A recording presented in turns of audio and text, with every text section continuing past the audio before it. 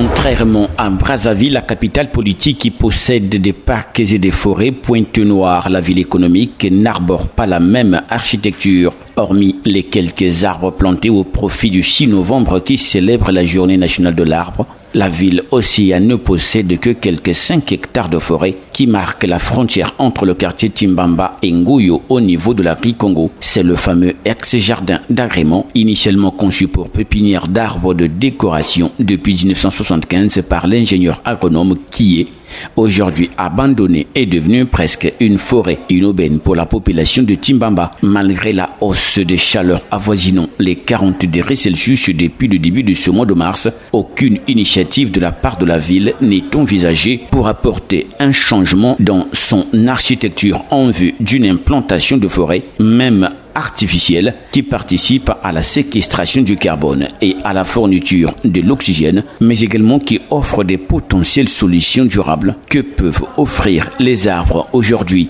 Or, depuis plus de 60 ans, la République du Congo exporte le bois de manière traditionnelle qui consiste à la dévastation des forêts et au transport jusqu'au bateau des grumes, sans toutefois les explorer, les exploiter à fond à cause du manque de la recherche scientifique et des laboratoires idoines qui décèleraient autant de potentiel que d'opportunités qu'offrent les dérivés du bois. Aujourd'hui encore, Pointe-Noire et le Congo entier, pourtant exportateurs du bois, assistent impuissants à la révolution dans les innovations technologiques, ce que le bois peut offrir dans tous les domaines, sans toutefois y apporter leur pierre à l'édifice. C'est dire que si les efforts peuvent être consentis au niveau de la ville en particulier et au niveau national en général, le bois et nos forêts pourraient bien changer notre civilisation et réduire en plus la pollution en remplaçant beaucoup de matériaux polluants à des alternatives biodégradables issues